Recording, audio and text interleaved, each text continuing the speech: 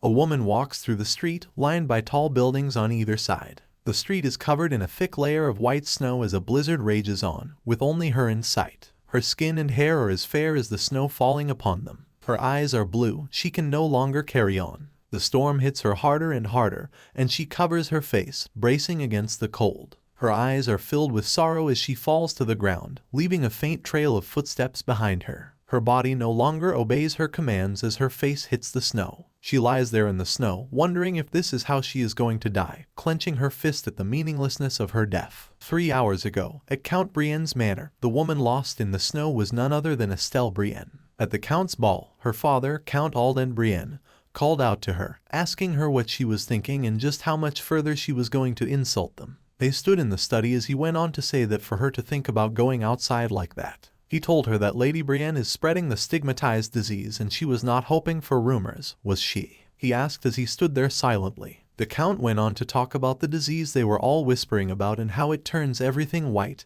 and dead. Countess Lorelei Brienne listened to the Count talk. It was embarrassing for him to show his face in society as he asked Estelle if she had any thoughts. As they sat there talking, a servant came to tell the Count that a guest had come to see him. A guest? He asked with a precarious look on his face, looking over at the door, slightly open, as a woman walked in, apologizing for coming without prior notice. She barged in, saying that there was something she had to say, as a servant called out to her from behind. The Countess, with a single drop of sweat dripping down her face, asked the butler what was happening. He intervened, apologizing, and offering a more detailed explanation as the woman with blonde hair and pink eyes proclaimed that she was their real biological daughter. Estelle stood there, still silent, as her eyes widened hearing what the girl had to say. She said that when she was a newborn, there was a mix-up with another child due to the nanny's mistake. The Count quickly stood up with anger on his face, stating that what she said was ridiculous and made no sense,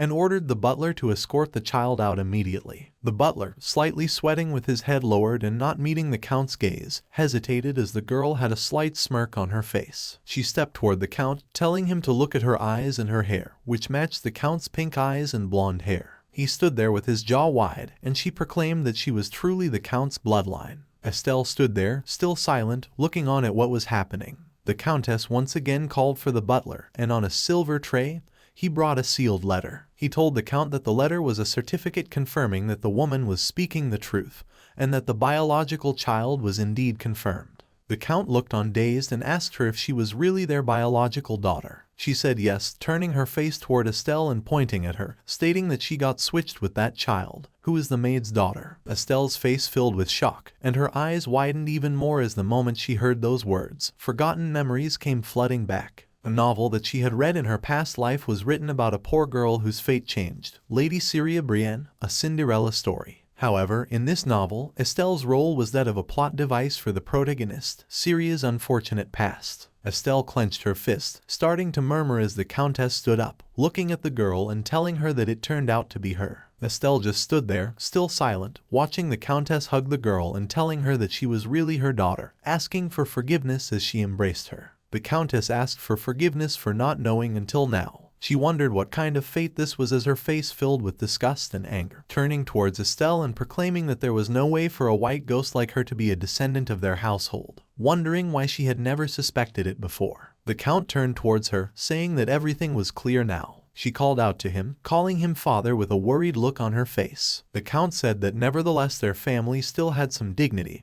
and told the girl that she would assign some servants for her. The Count looked at Estelle and said that since she had left their house, they were now strangers and that it was time for her to go back to her real place out in the cold. The household showed Lady Estelle out, telling her to hurry and go. The servants gossiped about how Estelle was the daughter of a maid, wondering what kind of person her father was. Estelle walked out into the snow, leaving a trail of footprints behind her as a thick mist covered everything inside, leaving her servants unable to see the inn. Estelle was unable to move her legs very well, and her head felt dizzy as the cold started overtaking her. She wondered if this was also because of the disease as her servants told her to hurry up. One of the servants stated that they should leave her as they were expelled from the Count's manor because of her. She told the other servants to abandon her and go.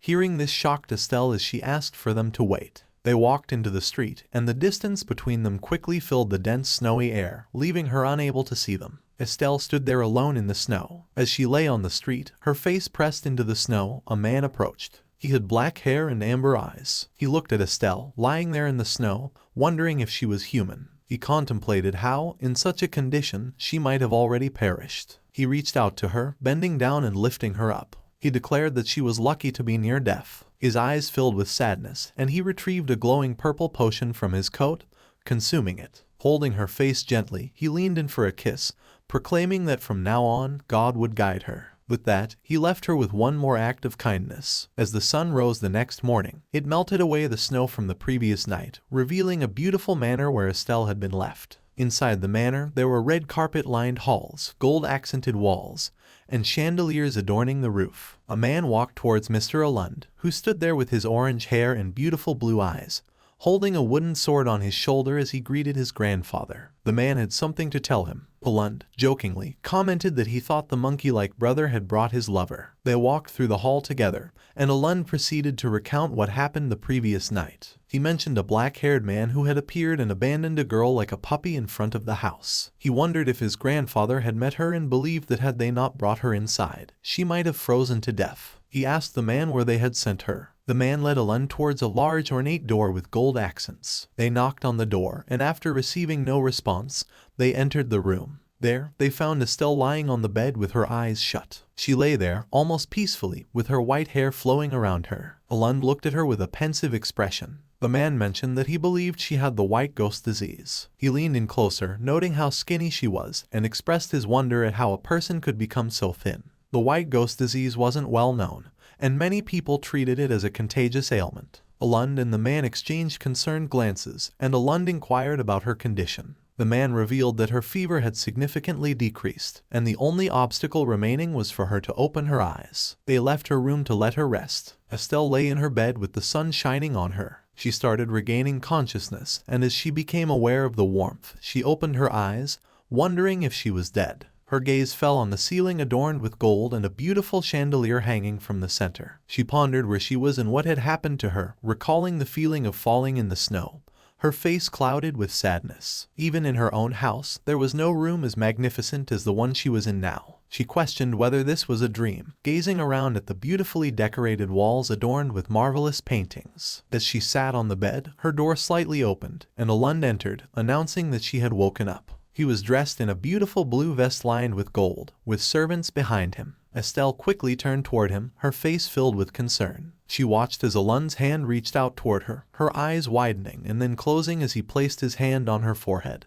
Mentioning that she had a fever, she couldn't help but be shocked by his touch, recalling her past when the Countess used to shout at her and called her disgusting. The Countess used to hurriedly wash her hands after Estelle touched her, and this was quite a change. Estelle was lost in thought, and Alund looked at her, asking if she was fine. She wondered if this person knew that she had albino disease. One of Alund's servants intervened, suggesting that Estelle might still be tired. Alund asked Estelle why she got out of bed and told her to go lie back down. Quickly, Estelle asked him where she was, and he informed her that she was at his house. She inquired about the location of his house, to which he replied that it was the Duchy of Valois. Her jaw dropped open as she realized she was in the presence of the Duke of Valois. From the beginning, the Empire had been protecting the Duke's family from the Red Flames, and their name was an idol for countless people. Red hair appeared to be a trademark of the Valois family. Alund introduced himself, stating that his name was Alund Nord Valois, the second son of the Valois family. Estelle was visibly shocked by this revelation, but Alund continued by asking for her name.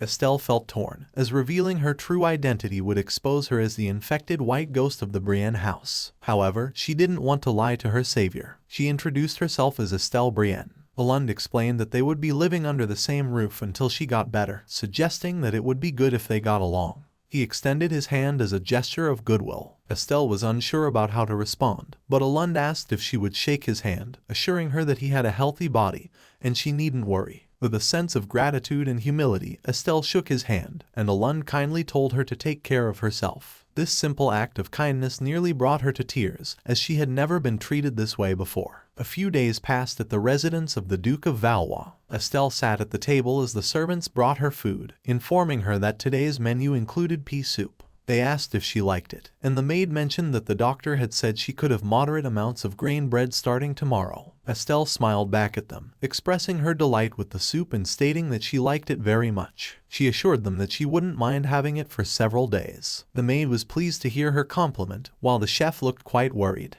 During the meal, Estelle's hand accidentally touched that of another servant, and she quickly apologized. The servant, however, reacted with disgust, grabbing a cloth to wipe her hand and left the room. Estelle's maid scolded the servant, saying she was rude and would have to undergo disciplinary procedures. She apologized to Estelle, explaining that the servant was new and not skilled in serving people, but they would ensure she learned better in the future. Estelle brushed it off and continued to enjoy her soup. Estelle thought about how, if it weren't for Alund and her maid, she probably would have died. She reflected on the fact that this kind of care and concern was something she had never experienced before and was experiencing for the first time in her life. She wondered if it was acceptable for her to be this happy. Back at the table, Estelle asked Audrey if something was happening because of how hot it was. Audrey reminded her that Confucius too was returning today, possibly arriving soon. Estelle's spoon fell back onto her plate, and Audrey reassured her not to worry, as Confucius too was also a very nice person. Despite the reassurance, Estelle still worried, thinking that even though Alund had said it was okay, Confucius might think differently of her and perhaps she would be kicked out, waking from this happy dream. Estelle looked out the window at Alund and saw him groaning and clutching his heart. Her eyes widened with shock and fear, and she called out to Alund repeatedly. Audrey asked what had happened, and Estelle informed her that Alund had fallen to the ground. Audrey explained that this was a symptom that preceded the explosion, and that it was happening faster than last time. She mentioned that when the storm began, the surrounding area would vanish. Looking toward where Estelle stood, she stated that it was too dangerous here. Instead, she hurried down the stairs to reach Alund. Estelle rushed out as quickly as she could, calling out to Alund. She thought back to her time at the temple and the treatment used for the shingles disease. She realized it was an excess capacity issue as she ran over to Alund. Audrey called out to her, warning her that it was dangerous, but Estelle charged forward. Alund, standing straight with eyes red like fire, fell on top of Estelle as someone approached, expressing amazement and surprise. The man stood above the two, asking Estelle if she was a guest of Alund.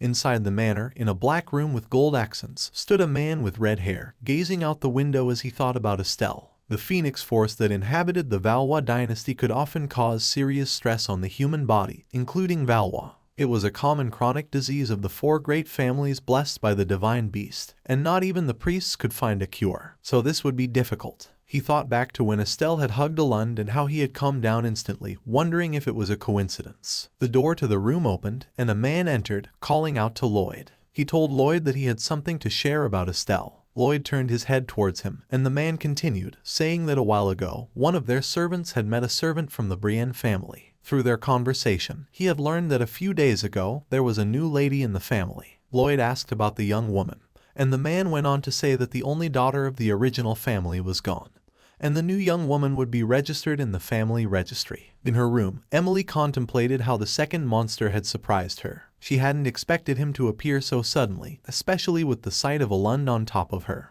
She was so surprised in that moment that she didn't even greet him properly. Further, she thought about how being sick with a white disease was even more challenging. She considered that she might have to live in a fantasy world if they kicked her out. She didn't know how she had died in her previous life or how she was born as a character in a novel. However, in the end, the heroine of this world was Brienne. At least, that was the way they treated her at the Count's house. But something didn't feel right. The family shortage that even the Imperial family feared was the description of the Brienne family in the novel. It was an idea that came to her after she remembered memories of her previous life. Just like in the novel, the Prin family did not have the kind of relationship or wealth that they had in the novel. Besides that, Syria was definitely a negative character, which made her curious about why her behavior was so different from the behavior she displayed in the novel. She laid there on her bed lost in thought as someone asked if they could come in. She quickly straightened up and asked them to come in. Audrey entered the room, asking Estelle if she was surprised, and then approached her, inquiring if she was hurt. A man with a cheerful smile told her that she was fine and asked about Alund.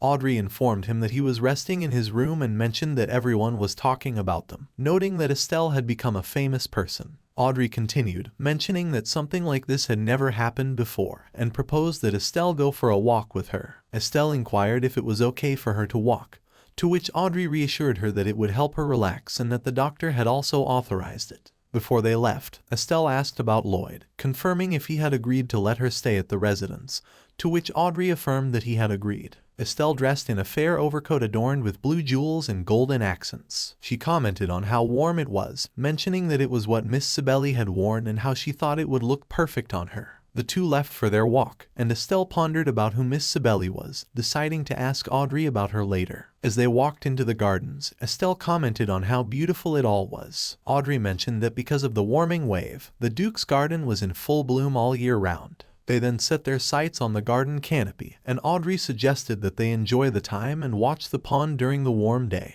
After agreeing, Audrey hurried off, instructing Estelle to get some rest as she would be ready with tea time soon. With Audrey gone, Estelle wandered into the canopy and found a man standing there. He turned to Estelle and asked who she was. Estelle thought he was an angel and remained silent as he walked closer, urging her to answer once again. Audrey returned with the tea for Estelle and called out to Mr. Ennard. She asked someone why he came back, adding that no one had informed her. He told her that he came back to his own house and needed to say nothing. Estelle lowered her head and bowed, greeting him, expressing her delight in meeting him. Ennard paused for a moment, thinking that Estelle was the new maid, which prompted a quick reaction from Audrey, who corrected him, stating that he must have heard the rumors about Alund and that the person behind those rumors was Mrs. Estelle, pointing to her standing opposite him. Ennard stood there in silence before commenting on Estelle's bony body, and once again asking Audrey if she had fed her. As the three stood there, Audrey suddenly turned her head to find Alund heading towards her. She called out to him, asking if his body was okay and if he needed more rest. He commented that he was well and mentioned that usually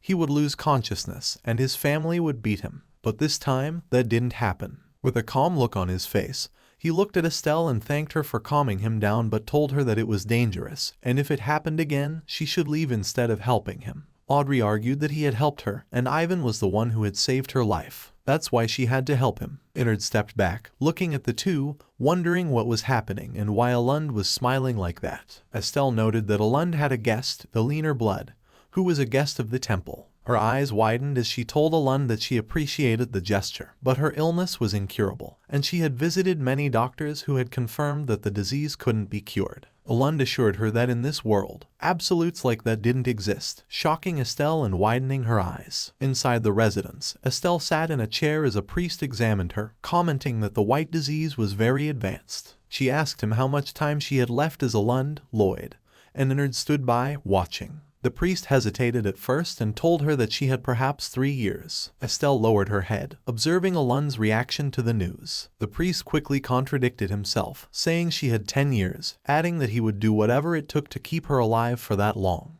Lloyd commented that he didn't like the way the priest's words sounded, but with his skills, there was nothing he could do to treat her. Alund walked over to her, putting his arm on her chair, and asked who would help her. The priest suggested that this matter should be taken to the high holy priest's level instead of him. Alund commented, looking at Lloyd, and asked if he had heard that. The priest quickly intervened, saying that unless there was an oracle, the great priest would not come out. Alund remarked that Estelle was too sick to go to the castle, so there was no other option but for the high holy priest to come to them. Thus, they would make a big bid to have him come. Ennard wondered if he was crazy, and Lloyd stated that it was not a bad idea. The priest fell to his knees, turning his head toward Estelle, wondering who this girl was that they would go to such an extent to help her. In Lloyd's office, Ennard slammed his hands on the table and asked what was happening, inquiring about why he would do something he'd never done before. Lloyd sat down in his chair, asking about the mission and avoiding what Ennard had said. Ennard replied, telling him that he had taken 3 of them and thrown them in the warehouse. Lloyd praised him but stayed silent about the situation. Ennard once again asked, wondering why he would help the guest by contacting the high priest. He went on to ask Lloyd how long he had been so helpful. Lloyd told Ennard that he had seen how Emma had calmed the excess power of Alund down with his own eyes. He explained that it was not a magical or divine power, and for some reason, Alund did not lose his calm and fell asleep quickly. Ennard asked if it was because of the guest and if it could be a coincidence. Lloyd assured him that it was not a coincidence. He mentioned that Alund was particularly vulnerable to explosiveness and excessive power, and although everything was rushed, it happened without any significant damage. Lloyd believed that the favor he was about to bestow on Emma was well deserved. Ennard asked why Alund was alone in this situation, to which Lloyd replied that Alund had told him that as soon as he touched Emma, the pain went away as if it had passed. He added that Ennard was aware of the pain of a burst of excess force. Lloyd intended to keep Emma at the Duke's quarters until her body was fully recovered.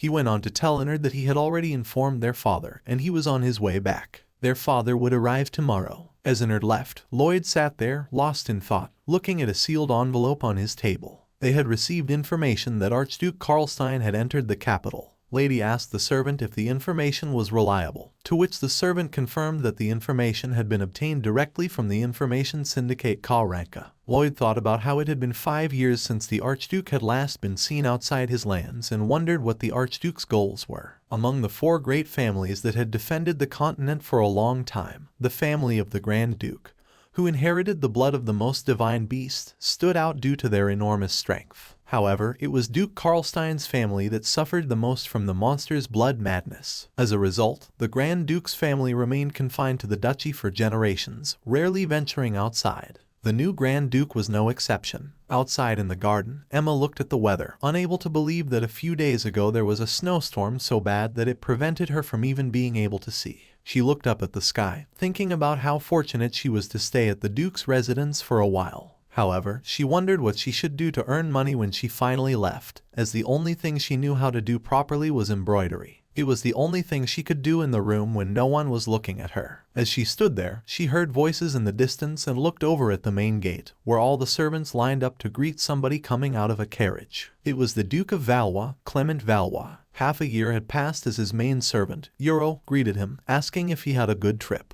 Off to the side, his 3 sons, Ennard, Alund, and Lloyd, stood, getting their father's welcome. The Duke commented that the 3 had not neglected their training, and he saw Emma standing behind them. She approached him, greeted him, and told him that it was a pleasure to meet him. She introduced herself as Emma and informed him that she was staying at the Duke's house as a guest. The Duke inquired about how she had lost consciousness that night. Emma explained that her father had kicked her out, and the Duke asked if she meant her parents and why. Ennard tried to intervene, calling out to his father, but Emma continued, saying that her father claimed she was actually the maid's daughter, and that her mother was a maid and she didn't know who her father was. She went on to say that when she was born, she was exchanged with the true daughter of the house, but that it didn't matter anymore as she felt alive now that she had lost everything. She said that they treated her normally at the Duke's house instead of like a ghost, and that experience alone was enough for her. Even if she found herself in a storm again, she had no intention of returning to her old home. The Duke listened to her, adding that it was a nice argument, but the truth was that she was a fragile girl. She was born and raised as a noblewoman and could no longer work. Since she was kicked out by her parents, she did not have any property either, so being kicked out of the family was a big burden on her. He asked her what she thought of staying under their care. She quickly asked, to which he replied that he would give her secret support by getting the family's sponsorship.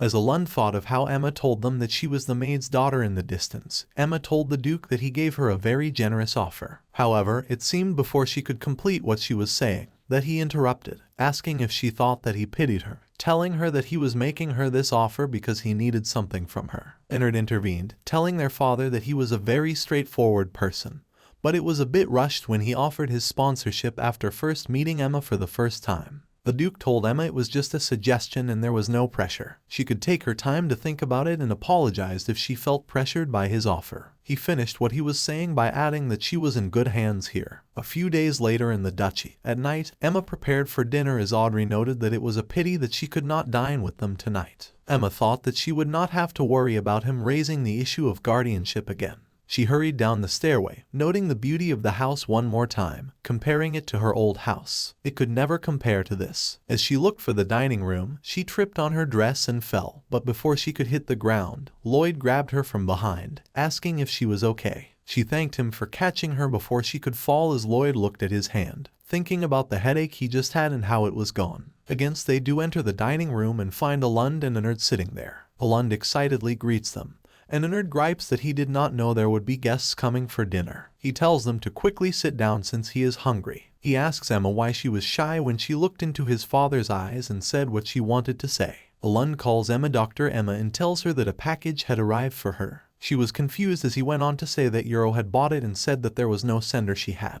The two went to her room and found a small wooden box with gold inlay. She wondered who had sent it. She said that it could not have been her previous family as Lloyd entered her room and called out to her, asking for a moment. She asked him what was wrong, looking back at the box. He told her that if she wanted, they could check the package first. As she apologized, telling him that she was very curious, the two walked over to the box and opened it, finding a beautiful ivory box with intricate gold designs and gems on it, as well as a smaller white box with a gold symbol on it and a paper on the side. Lloyd recognized the pattern as she opened the box inside. She found a beautiful silver ring with a blue gem sitting in the middle. Audrey is shocked by the gift and asks who could have sent it, commenting on its beauty. Emma wonders who sent it. Lloyd once again recognizes the symbol behind the box. Emma opens the message and unravels the rope holding it together. They read it, hoping to find out who sent it. The message reads, "I finally found you," apologizing, and stating that the contents of the box are now hers. It adds that Emma is the sender's niece, whom they have never met before. Audrey calls out to her as Emma opens the large ivory box with gold details and finds a beautiful blue gem glowing and hovering.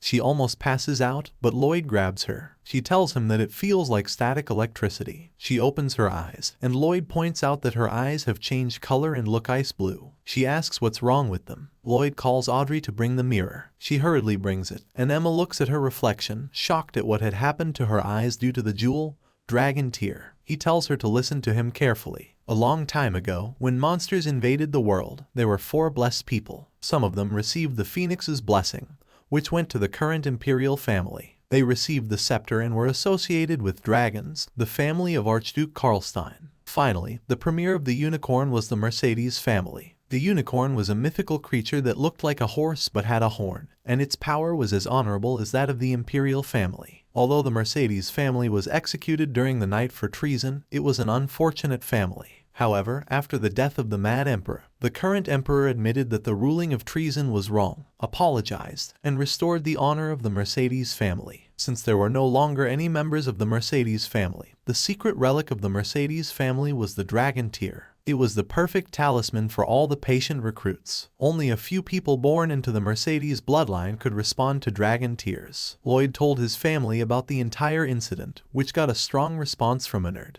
He said that the person they thought was the youngest member of the Brienne family was actually the governess's daughter. Her mother, who was said to be a maid, was actually a descendant of the Mercedes family. The Duke commented that the letter had said to my niece, meaning that she is still alive, Leona Mercedes, the last descendant of the Mercedes family and Emma's aunt. He added that if this was made public, the whole world would pay a lot of attention to her. He didn't need to say that because she should already know. Naturally, Ennard added that she must have great talent, as all kinds of different divine beasts would bow their heads like tender little sheep in front of her. Even the dragon. Ennard added that not only that, it is incredibly painful for a human to suffer from excessive amounts of divine beast blood, and with a touch of her hand, it will be fine in no time. The Duke told her that they had to figure out how to keep her safe for now, as that was their first priority, and told Lloyd to find out who discovered the package. At the Imperial castle of the Asteria Empire, a man stands at his table, asking what his servant wants. He asks if the dragon is out of control. The man is the first prince of the Asteria Empire,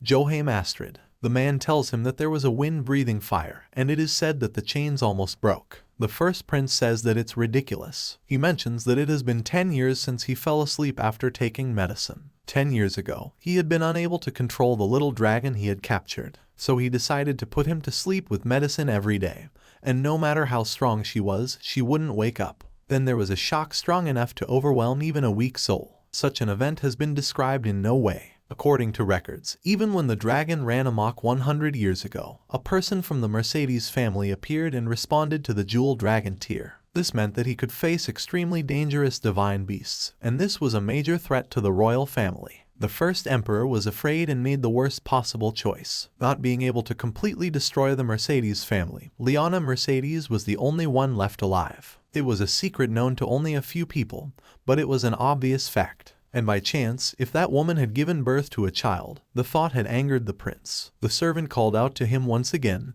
asking what was happening. He told him that there was someone who wanted to see the prince and claimed to be a member of the Karanka Syndicate, adding that he had information that he thinks the prince might find interesting, and that it was related to the Mercedes family. The prince grinned and asked him to come inside. Back at the duchy inside the house, Lloyd walked through the halls and saw a carriage with a man outside. The man stated that the Duke of Valois, the servant of His Imperial Highness the Crown Prince, invited them, and the first prince himself spoke the words. Lloyd asked for clarification. The man explained that His Highness the Crown Prince wanted the family to attend the Christmas celebration, which was to take place within a week. Lloyd asked if this was an order. The man said it was an invitation and that the entire noble family was invited. He asked if the Duke was trying to refuse. The man commented that, in livestock, the strong exclude the weak, but in this case, he thought it should be the opposite. Ennard came up from behind and asked if it was someone from the Crown Prince. Ennard gave the dagger and requested him to tell him what was said, word by word.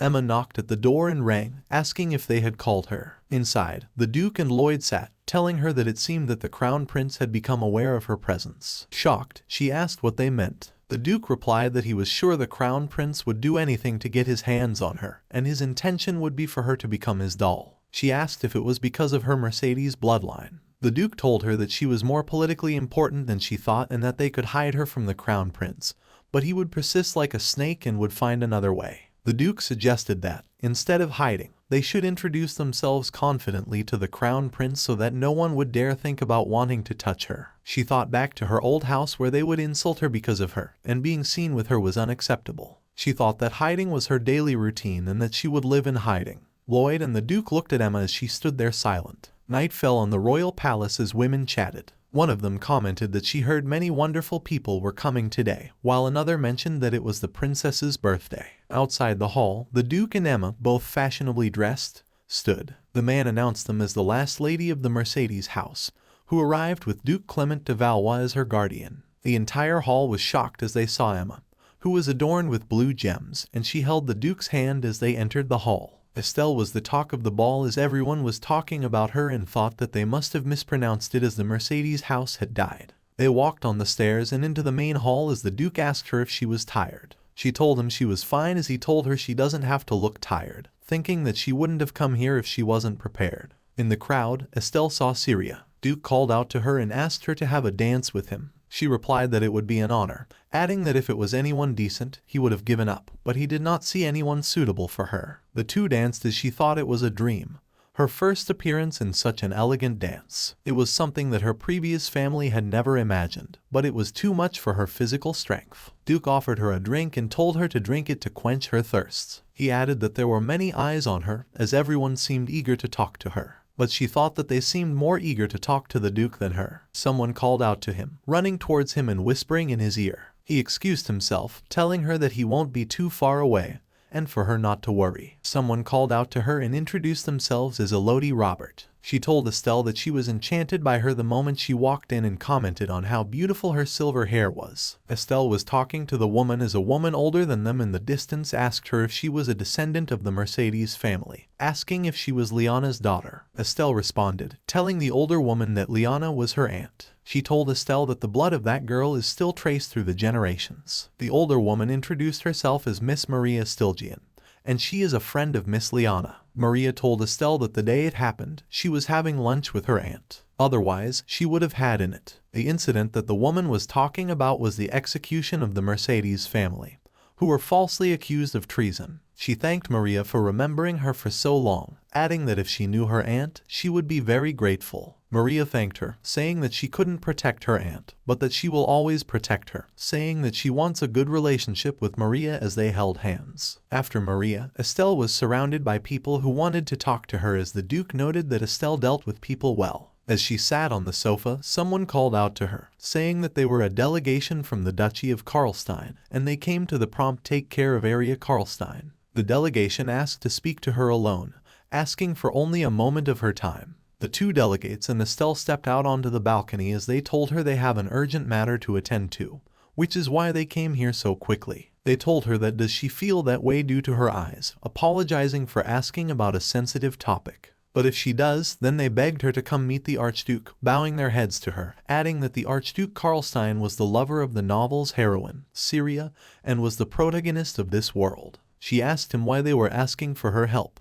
They told her that they can't go into detail here, and before they could complete their sentence, Syria walked in. She said that she came onto the balcony to talk to Estelle but was unaware that they were guests, apologizing. The delegates told her that they needed to talk to him about something important. Syria quipped that she was no longer just Estelle but was Estelle Mercedes and that she wasn't expecting to see her on the dance floor. The delegates told her that she was being a bit rude. Suddenly, the Duke walked in, saying that they were taking too much of his time. The delegates left, saying that they would talk to her another time. The Duke looked at Syria and asked her if she had anything else to say, as she certainly left as well, telling her mother she was just a secondary character. Estelle cast him out, wondering what was going on. She asked to be excused for a moment, running off as she heard her say a minor character, and thought that it was impossible. She looked for Syria, as she heard a noise, a child's voice asking for help out in the forest. She left the palace and entered the forest. She kept hearing somebody calling out to her and called for help, saying that on the street he would die.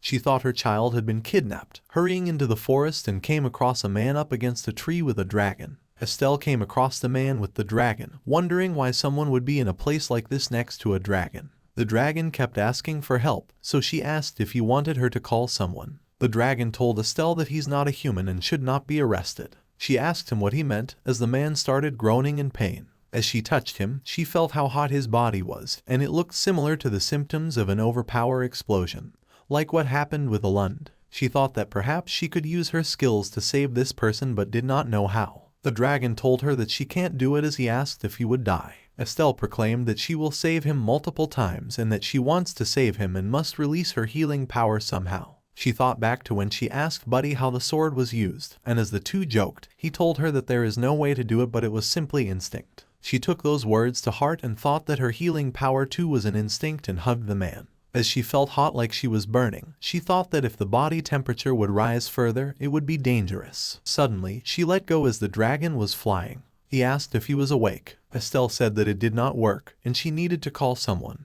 But the man suddenly grabbed her hand and opened his amber eyes. She asked if he was okay. He said that nothing happened. The dragon flew in, saying that he was glad he did not die, as he thought he was going to die. She said there was a sense of urgency, and she did not hesitate to help. But if he was lying on the ground with a wound like that in the Imperial castle, it would be best not to get involved. He asked Estelle if she treated him, as he thought that this person can't be the one who is followed by the dragon. The dragon said that this person is Claude. Estelle thought about how this person is the main character in this fictional world, although he is not a bad person. She heard he does not distinguish between good and evil as long as it is for the benefit of the Grand Duchy. She said that she shouldn't have come in the first place, as it would have taken advantage of the main character, and he would have survived. She got up and left, saying that he looked better now and that she was feeling comfortable. He told her not to worry, asking how she treated him. She thought that she could not tell him that she used the power of the Mercedes family to heal him. The Archduchy of Karlstein, a family that has suffered from serious symptoms of excess power for generations, should view the modern Archduke as an emergency kit capable of using the powers of the Mercedes family,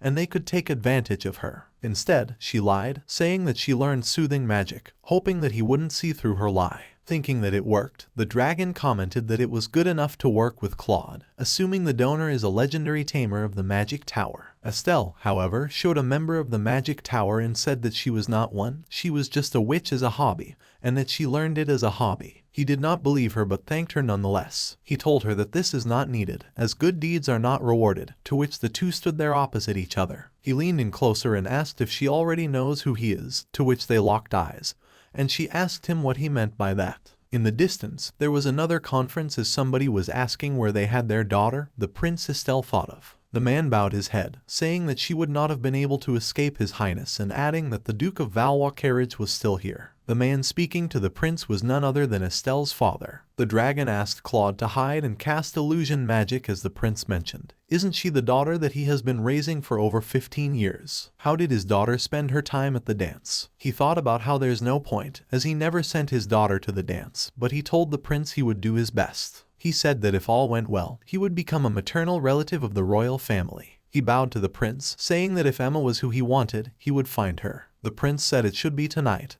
and he agreed. Emma wondered why the prince wanted to meet her tonight when even her father offered to look for her. The prince told his butler that if necessary, he should send a gentleman. He asked what was going on, and his butler told him that the old national treasure, the fifth egg, was missing. This enraged the prince, who commented that there are 7 layers of barriers surrounding the egg, and a group of guardians. He wondered how anyone could pass through that and get the egg. The dragon commented on the hypocrisy of the prince stealing the dragon's eggs, but when they recovered it, they were angry. Emma wondered what kind of enemy he would have encountered that left him with such wounds, but she noted that it would be best if she did not get involved. The prince called everyone who guarded the egg, saying that they should all be severely punished, and started looking for the man who stole the egg. He said that if the barriers were first crossed, then the person would never be healthy. He told Emma's father to pretend he never heard anything if he wanted to live, thinking that he should not let the employer know that the egg was in his hand. Emma looked at Claude and told him that they were looking for him. He agreed and asked if she was worried about him, with a smile on his face. He mentioned that if they found him, they could accuse her of being complicit. He assured her that he would take her to a safe place, as ground winter soldiers were already on the move. Emma asked how he would get her to a safe place. Claude then asked where she would like to return to, and she said the dance room. He transformed into someone else and asked her if she was surprised. Holding her hand, he led her back to the dance room. A guard asked for their identities, and Claude introduced himself as Jean Lambert. The guard saluted and let them through. Emma wondered if the man was famous but was relieved that they passed easily. Jean offered to take her inside, but she refused. However, he asked for her name, to which she gave a false one. He told her he would remember her and said that it would be better if she didn't reveal what happened. He mentioned that she was a unique case because she didn't ask for money or compensation for keeping silent.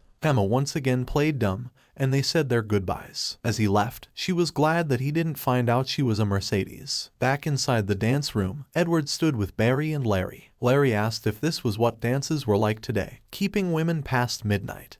And Barry said that he heard a rumor that there were many unsavory guys looking to deceive women. Edward asked how they knew what dances were like since they'd never been to one. Barry said he'd been to many proms. Edward assured them that their father went with her, so they shouldn't worry. The carriage was coming, and their father, Anima, walked in. He excitedly greeted her and asked if they had a good time. Emma was shocked that they were awake. Barry said they couldn't sleep until she was back because they were worried. Anima told Emma that she had had a long day, and that they would hear her story about why she ran out, but it would have to wait for another time. He added that tomorrow he would go to the temple. Larry then told her that news had arrived and that the high priestess had arrived at the temple. Estelle sat there as her servants brushed her hair. She was exhausted since the morning and had been searching for excuses for what happened to the Duke last night because meeting him was really unexpected. She thought back to her books and thought about how the robbery of the Imperial Palace was the first scenario in which the female hero and the male hero met each other, and she couldn't believe it was just yesterday. The Duke understood, and she told him that she did not want to cause him trouble but heard something outside. Audrey asked if she was nervous, and she told her not to be nervous because Rand would go with her. He was a good sword expert and would be by her side. The high priest was summoned by Valois. Audrey said that since he was a high priest, he would say something different than the priests she had seen before. She thought about how she had been to the temple countless times since she was a child, hoping to cure her white disease but was left without a solution, which enraged her family. Rand noted that given the silence in the palace, the news of the high priest's arrival had not spread yet. 3 priests greeted him, and they asked Estelle to follow them as the great high priest was waiting for her. She followed them into a temple where the great high priest greeted Rand and her. This was the high priestess of the continent. She examined Mo, adding that she must have suffered a lot. Estelle mentioned that she had suffered from a fever when she was younger, but now she was fine, thinking that the disease was getting worse slowly and that it would lead to a simple, quiet death. The priestess asked Estelle to lay down, and as she did, Emily prepared something.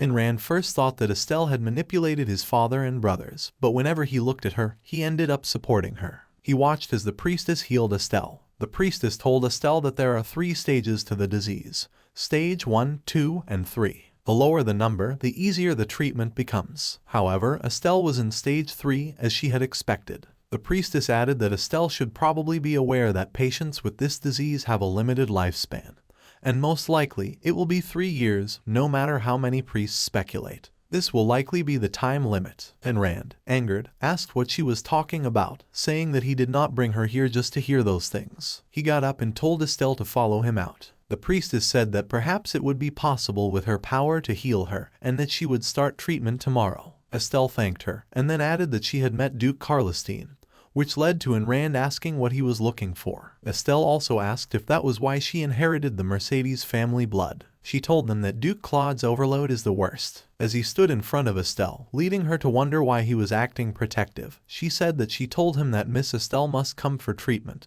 and that they were going to keep it a secret. She also mentioned that she had treated him recently, and Rand asked if he was here, and then told Estelle that they should go and that he needs to take countermeasures with this person who comes here. As they were leaving, the priestess said that she would see Estelle tomorrow and waved her goodbye. And Rand said that he had to tell his father first, thinking about how the Karlstein delegation found her, and that the Duke would soon have a real wizard in Syria. As the three were leaving, they saw a hooded man, and this is a face that Rand had seen before, wondering if he was a member of the Karnaka Guild. He told her mother they should leave as she asked him where he was going, and her servant ushered her away. In the distance, she saw her mother. The comic starts with three women who are having a stroll. One of them seizes Estelle and shouts at her. She is forced to the other one, telling her who she is. The other one is surprised. Estelle wonders if she should go and talk to her and does exactly that. She is happy that she called her and asks her if she doesn't consider her a mother. She says that when she had first heard the news, she thought that she was going crazy. She tells Estelle that it's about time that she told her how long she knew that she was going to get the inheritance. She says that she does not know how she was raised but hopes that she was not willing to stab them in the back. The maid steps in front of Estelle,